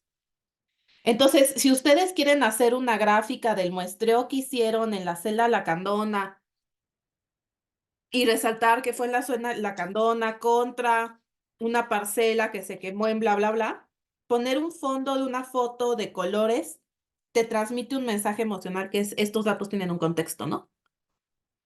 Este es el ecosistema de mis datos. Pero en general, cuestiónense qué está haciendo la tinta. Y esta medida de cuánta es para los datos y cuánta no es súper importante. Piensen qué sabe su público, porque hay cosas que el público no sabe, entonces hay que ponerlas, pero si las sabe, las pueden obviar. Si van a presentar en su seminario de grupo, pueden obviar algunas leyendas, pero si van a presentarle a los pacientes que donaron tejido para su estudio, probablemente no. Entonces, miren esta gráfica de aquí. Hay un fondo. ¿Cuántas veces aparece la palabra calorías? Una, ¿no? Dos. ¿Cuántas veces aparece la palabra tocino? Una, dos. ¿Cuántas veces aparece la palabra comida? Una, dos. Entonces, aquí, esta leyenda y estas leyendas de acá dicen exactamente lo mismo. En este artículo a mí lo que me interesaba es el tocino. Entonces, ¿por qué coloreo los demás si me interesa el tocino? Aquí hay una cosa súper bonita. Aquí ellos sustituyen las calorías por el eje. Esto es súper discutible. Aquí no se nota mucho, pero ellos ponen los números aquí arriba de los valores. Aquí usaron una cosa que hubiera sido mejor ponerlo afuera con un color oscuro para que resalte. Pero esta es una opción. Si ustedes quieren que se pueda comparar numéricamente las cosas, tienen dos opciones. Pueden poner líneas y eje, y las líneas te ayudan a dar una referencia para la comparación. O puedes poner números. Este es un gran ejemplo, porque por ejemplo, mira, aquí ponen tipo de comida y suponen que uno sabe que es un tipo de comida. Entonces aquí lo obvian, pero no necesariamente es la mejor opción. Esta es una gráfica súper complicada. La información es realmente poca, es 1, 2, 3, 4, 5, el tamaño de las barras, y discutamos que las líneas para comparar y se puede sustituir y quitar muchas cosas. Al mismo tiempo, quitar tantas cosas puede sobresimplificar. Aquí, por ejemplo, suponen que todos sabemos inglés y que todos sabemos que pizza y chili dog y french fries son comida. No necesariamente es cierto. Entonces, esto es como la media simplicidad. Pregúntense siempre que hacen algo, ¿este elemento me sirve o no? Y piénsenlo con el contexto de su público. Así, ¿le sirve a su público o no? Luego tenemos todas las cuestiones de procesamiento preatencional. Es decir, al cerebro le encantan los patrones y entonces si ustedes ponen colores, cosas de un color alineadas, el cerebro dice, ah, son un grupo. Y si ponen cosas de formas juntas, dicen, ah, son un grupo. Entonces, esto es muchas veces lo que hacemos para detectar patrones. Lo pueden usar, es muy útil en el exploratorio. En el explicativo es complicado. Si uno ya tiene mucho callo y un buen diseñador, estas cosas te ayudan a transmitir mensajes sobre agrupamiento y patrones, pero puede ser bien enredoso. En general, váyanse con cuidado. El cerebro tiende a encontrar patrones si se alinean color, forma, movimiento o posición espacial. Lo que va abajo tiene que pertenecer a la misma categoría, aunque no lo sea. Lo que va arriba tiene que pertenecer a la misma categoría, aunque no lo sea. Son sesgos de nuestro cerebro. A veces es para bien, a veces es para mal. Aquí literalmente les dejo un artículo enorme al respecto. Sepan que existe y que nuestro cerebro detecta patrones. Y no voy a decir más porque esto se pone feo. Y lleva los principios de percepción Gestalt, ¿no? Que la forma en la que vemos nos da un sentido de la orientación. Entonces, elementos cercanos tienen que ser del mismo clúster. Similares tienen que ser del mismo tipo. Son los puntos rojos y los puntos grises. Si pones un fondo o una figura, miren, este es un conjunto y este es otro conjunto. Simplemente poner un cuadrado nos hace pensar que son clústeres. Si faltan elementos, nos preguntamos, ¿aquí por qué falta la línea, no? Y elementos colineales los percibimos como un grupo. Y en general tratamos de pensar las cosas lo más simple, así como, tenemos una tableta de puntos, vemos la tabla y no los elementos. Entonces, si su cerebro puede hacer un elemento más grande de los elementos chiquitos, va a decir, esa bola de puntos, ese grupo de allá, y va a tratar de simplificar. Quiero preguntar si hay dudas, pero estos son temas súper enredosos. Más bien quiero que sepan que existen. Más o menos les queda la idea de que el cerebro detecta patrones y que eso puede ser bueno o malo y que se pone complicado. Sí. Sí. Sí. Abrámonos las preguntas. Esta vez, si no, aquí se voy a decir, por favor, preguntas, ¿no? Se pone muy difícil esto. Lean los artículos. Sepan ustedes que el cerebro detecta patrones, se pone feo rápido. Y es muy engañoso. O muy útil. Depende. Ok. Datos faltantes. Varios de ustedes ya están gritando porque descubrieron que tienen datos faltantes. Eso significa que ya están aprendiendo análisis de datos. Estoy muy orgullosa de ustedes. Hay varias formas de representar los datos faltantes. Una es dejar el área vacía.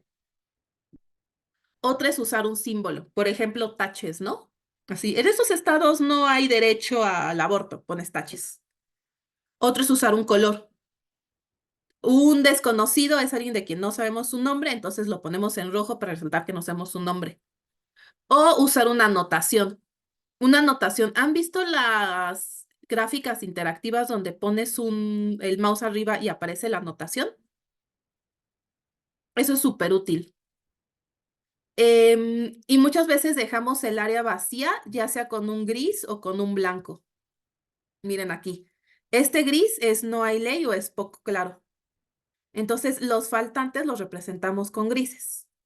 Cuando escojan sus escalas, si tienen faltantes, lo que yo les recomiendo es que usen una de estas con amarillo en el centro. O escojan una de estas. Miren, por ejemplo, estas de aquí. Si se dan cuenta, en el centro no hay blanco, sino hay un moradito claro, un amarillo claro. Si la escogen de 7, aparece el blanco. Entonces, escojan la de número par o sáltense el blanco. Oye, está súper anarco. Y representen y sáltense los colores intermedios. O busquen una amarilla y usen el blanco para representar lo faltante. Ese es el clásico que hacemos. Si el faltante es muy grave, pónganle un tacho, pónganle algo rojo o pónganle algo así. Yo generalmente separo lo que es desconocido o sin dato del faltante. Porque una cosa es que la gente no sepa y otra cosa es que no tomaste la muestra, ¿no? Entonces, si la gente dijo, no te quiero contestar, la falta de información ya es un dato. El saber que algo no está, te está diciendo cosas. A veces lo que te dice es, ups, no hice la medición. Pero a veces te dice, oye, ¿por qué la gente no tiene derechos? Entonces, piensen ustedes que los faltantes sí son datos. Una cosa que se usa mucho es el espacio negativo, es decir, generar el área vacía alrededor de un diseño para generar un patrón y resaltar. Miren aquí. Aquí pusieron todo esto en rojo. Y entonces esto nos genera la ilusión de que es un círculo. Y entonces lo que está dentro del círculo esperamos que sea continuo y los grises nos dan la idea de que faltan cosas de la figura. Si nosotros hubiéramos puesto el rojo al centro y los grises hacia afuera, y es que aquí escogieron muy a propósito el orden de la jerarquía para resaltar los faltantes y ponerlos al centro, si nosotros invertimos la escala de color, lo que nos vamos a quedar con la idea es que hay estados que van mejor que otros. Pero si hacemos una figura cerrada y le ponemos colores faltantes adentro, decimos, aquí falta porque la figura debería de ser como aquí, continua.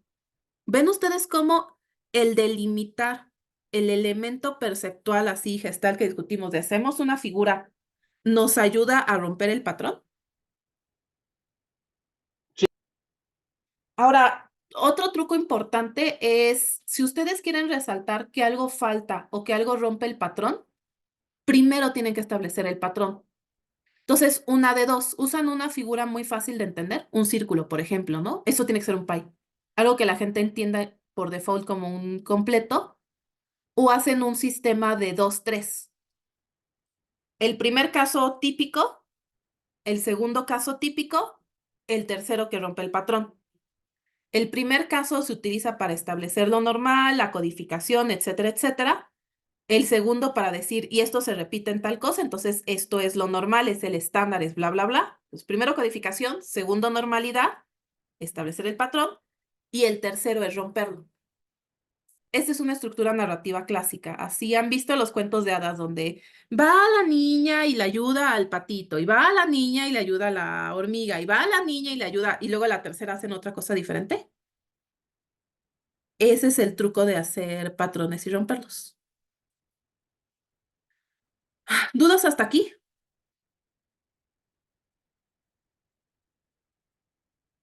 No, doctora. Si ustedes No. están cansados, imagínense yo. Ya casi lo logramos, chicos. Ok, la tasa de mentiras. Este es el problema de usar las áreas. El tamaño del efecto mostrado no siempre es el tamaño del efecto en los datos. Entonces, calculen si sus gráficas, sobre todo cuando hacen gráficas en 3D, si las escalas cambian. Miren, aquí pasamos del 27 al 12%, es la mitad. Pero este doctor, su área es 4 veces la de este doctor, porque las áreas crecen cuadráticamente contra las barras lineales. Entonces, si van a escalar figuras o puntos, tengan mucho cuidado con esto. Eh, y los valores faltantes son parte del efecto. Esto es algo súper, súper importante. Si su población tiene muchos faltantes, un solo elemento, una sola observación que cambie fuertemente de tamaño, les va a sesgar muchísimo la población. Y entonces esto genera patrones y genera sesgos de muestreo. Hay un estudio súper chido, así de algunas que son una encuesta que guió la política estadounidense durante 10 años y encuestaron a un hombre afroamericano protestante. Y entonces este hombre afroamericano protestante representó durante 10 años a toda la población de hombres afroamericanos protestantes. Obviamente las mujeres y LGBT y esas cosas no existíamos. Y entonces, tantito que la opinión de ese hombre cambió, afectó de manera desmesurada las políticas. Entonces, tienen que pensar mucho en estas cosas, ¿no? El tamaño del efecto se calcula sobre incluyendo los faltantes. Entonces, haces la barra con faltantes. ¿Se acuerdan cuando vimos la función value counts? Que tiene la función drop NA y true o false. Si están ustedes haciendo si van a medir el tamaño del efecto, tienen que incluir NAs para ver cuánto les mide el porcentaje con NAs. Porque los tamaños de efectos son bien sensibles a eso. Otra cosa es, uno puede hacer la misma gráfica y contar historias bien diferentes con la misma gráfica. Esta es una gráfica interactiva. Quiero que la vean. Entonces, esta es un poquito vieja, pero es un ejemplo de escuela. Este es de 2012. Y entonces aquí ven la tasa de cambio en empleos. Esta línea de acá me dice cuál es el nivel que necesitamos para el cambio de población. Aquí había menos empleos, porque ya ven que la población crece y para que tengas ocupado al 95% de la población necesitas generar un número tal de empleos nuevos, ¿no? Entonces aquí había menos empleos, aquí van generando y vemos el cambio. Cuando quieren ver cambio, este es un truco muy útil. Ponen una línea que les represente en 0 y barras hacia arriba y hacia abajo. Y aquí tienen la tasa de desempleo. Un demócrata, porque creo que este demócrata este era un gobierno demócrata, se centran en esta parte. Estamos arriba. Y la tasa de desempleo está bajando. Entonces vean cómo simplemente las leyendas, el mismo conjunto de datos nos lo gira. Un republicano te diría, oye, prestamos 150,000 trabajos nuevos para mantener tasa con la población, entonces estamos abajo del umbral. Esta línea roja me define el umbral. Esta línea negra me define el promedio de empleos del año pasado, creo. Y un grupo quisiera decir, mira, tenemos 8% de desempleados, es altísimo. Entonces vean ustedes cómo decir, tenemos 8% de desempleados o el desempleo ha bajado 3%, son la misma forma de ver a los datos con diferentes sesgos. Uno puede tener datos y uno puede mentir con datos. Uno de cada 4 desaparecidos es una mujer. El 25% de los desaparecidos son de sexo femenino. El 75% de desaparecidos son hombres. Vean si yo digo, uno de cada 4 es más emocional. Si yo realmente quiero así transmitir un número e impactar a la gente, le digo, vean a su alrededor. ¿Cuántas personas ven? Vean a la persona delante, a la de izquierda y a la derecha. ¿Son 4 personas? Una de cada esas 4 personas es desaparecida. Entonces, cuando haces estos ejemplos con números chiquitos, a la gente le es más fácil interpretarlos y son más útiles para transmitir emoción.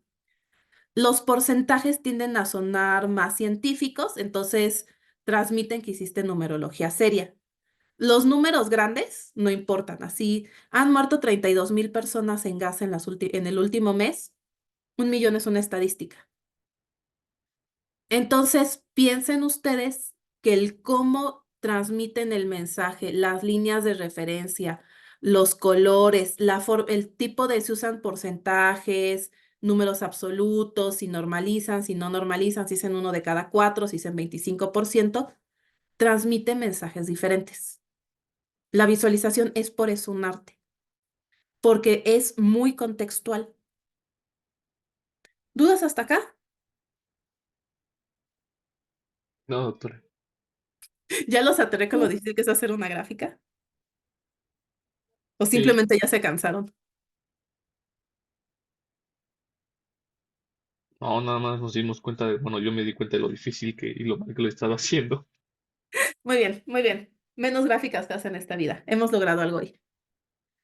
Ejemplos de gráficas. Quiero que vean, gráficas son tablas, son mapas, son diagramas de flujo, redes, aluviales, etcétera, etcétera. Hay varias gráficas que a mí me gustan. Este es un aluvial. Si se dan cuenta, parece mucho una de barras apilada, pero vean cómo los cambios se van generando y van cambiando y muchas veces coloreas. Esta de acá es una gráfica de bullet para representar variaciones. Y esta es muy buena porque estas líneas grises las puedes usar para representar incertidumbre. Esta de acá es Sparks Line. Estas, si se dan cuenta, estamos poniendo la tendencia, pero no ponemos ejes ni nada. Simplemente quitamos todo y dejamos que el cerebro vea el patrón. Estos son diagramas cíclicos. Entonces pueden ver así cómo se pone fechas, fechas, fechas, fechas. Quiero ver si ellos tienen uno circular.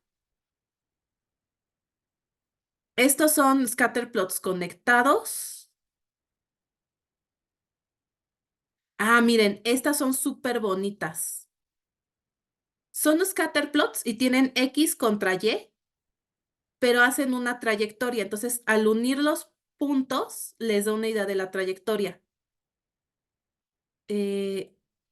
Por ejemplo, miren, este de acá es la tasa de fertilidad contra la expectativa, el tamaño y la continuidad de los puntos me da una idea de la trayectoria. En estos que han cambiado mucho, hacen una cola gris y vean cómo me da una idea de lo que está pasando, ¿no? Así menos fertilidad, más esperanza de vida. Estos son muy bonitos porque estos transmiten movimiento. Y la verdad es que para distribuciones, a mí ya no me gustan box plots, a mí me gustan violines. Los violines son muy bonitos porque graficamos la distribución y se pueden hacer unos violines increíbles. Y por ejemplo, miren aquí, esta de aquí tiene 2 picos. Esta distribución no es normal, esta sí. Y entonces, este tipo de gráficos te permiten distinguir cuando tienes distribuciones con 2 máximos. Son súper útiles los violines. Ya no usen boxplots, hagamos violines. No se hacían porque son muy caras computacionalmente, pero pues ya, X, ¿no? Si quieren ver gráficas, hay así literalmente zoológicos enteros de visualizaciones súper bonitas.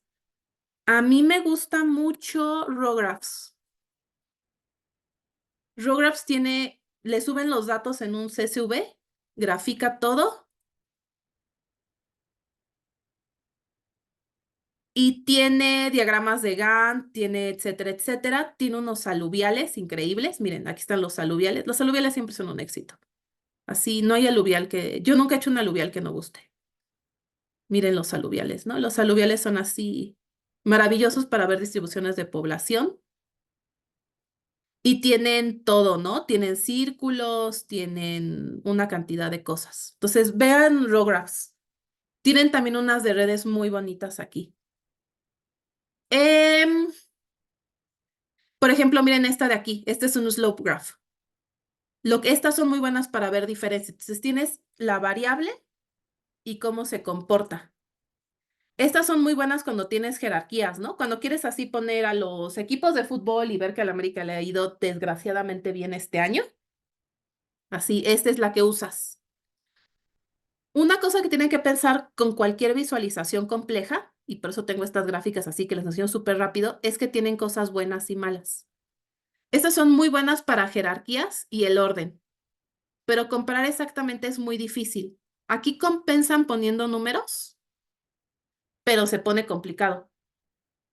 Y muchas gráficas, mientras más complicada sea la codificación, más elementos tienes y más difícil es poner ejes. Entonces, pues uno empieza a usar colores, a poner etiquetas, etcétera, etcétera. Pero ya vieron que eso no siempre funciona, ¿no? Herramientas de visualización. Nosotros vamos a ver Matplotlib y Seaborn. Plotly, Bucky y Alter tienen cosas muy bonitas. A mí me gusta Rographs. Si pueden pagarlo, Tableau o Power BI están muy bonitos. Y pues vean ustedes, ¿no? Así. Vamos a ver súper poquitas. Este es un per plot. Aquí pones, miren, las variables contra las variables. Aquí pones los grupos. Se ven los scatter plots en small multiple. Y aquí es body mass contra body mass. Y aquí pones las distribuciones. Y esta es súper bonita porque te permite ver distribución de la variable y sus diferentes poblaciones y las relaciones entre variables varias. Así, dedíquenle un rato a explorar todas estas. Uno aprende a graficar de 2 maneras. Así, lo técnico, pues ni modo. La van a sufrir. Pero uno aprende muchas ideas de graficación viendo las galerías. Entonces, váyanse a las galerías, revisen las galerías. Vean qué les gusta, qué no les gusta, qué funciona con sus datos, qué no funciona con sus gráficos. Y vean los artículos de otra gente. Busquen el artículo más sensacional de su área y vean cómo lo graficaron y róbense la gráfica. Así, vean los artículos bien hechos. Y bueno, además es importante ver las gráficas de los artículos porque es ahí cuando uno capta cosas como esto no es un gel, estos son 2 geles, aquí hicieron Photoshop. Entonces las trampas se encuentran en las gráficas. ¿Dudas hasta aquí? No. No, Miren, doctora. esta es la que les decía. Este es X, Y, valor y distribuciones.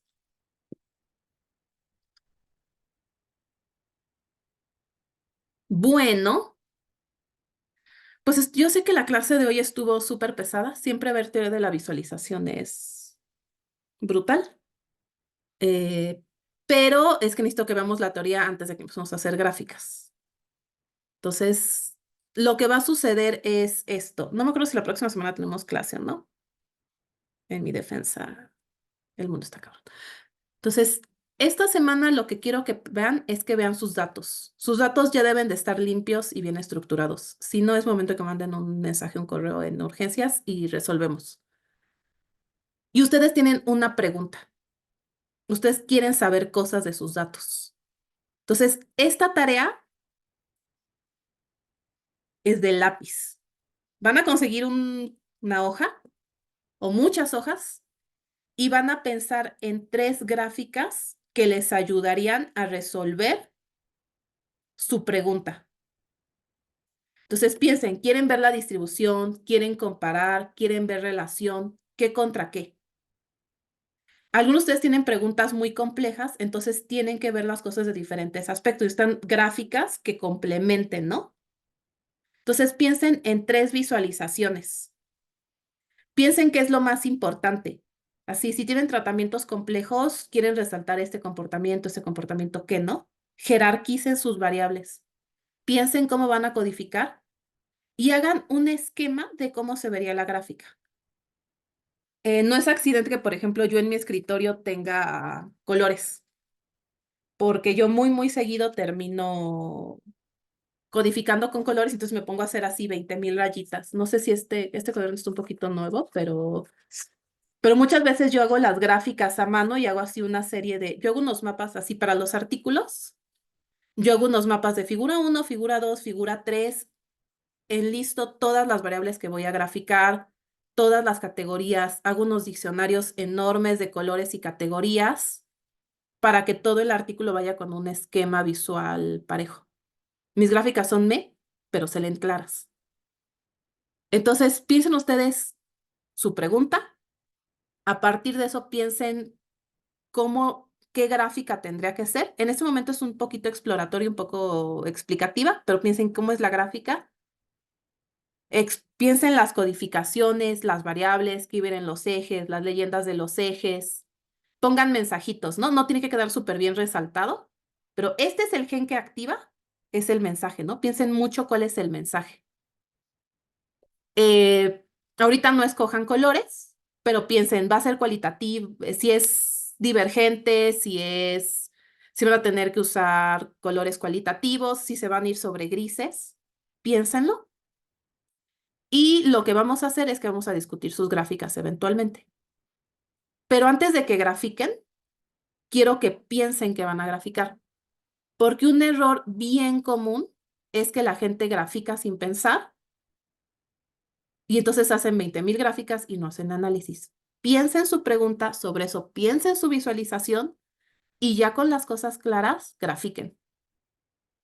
La próxima clase vamos a ver código, vamos a ver gráficas sencillas, pero pues ya van a tener una idea de qué hacer. Y eventualmente, creo que regresando de vacaciones, vamos a tener una sesión entera donde se van a sentar a decirme, mi pregunta de investigación es tal, mis datos son tales, y para resolver hice tal gráfica y la gráfica me dice esto o aquello. Pero para que la gráfica les diga algo, tiene que estar pensada. ¿Queda claro la tarea? Sí, doctora. Sí, Vale. doctora. Sí, Sí. Espero que esto al menos les sirva para pensar sus tesis así. No sé si tengan muchos espacios para pensarlas, pero espero que esta clase les sirva. Pues entonces, nos vemos la próxima semana, chicos.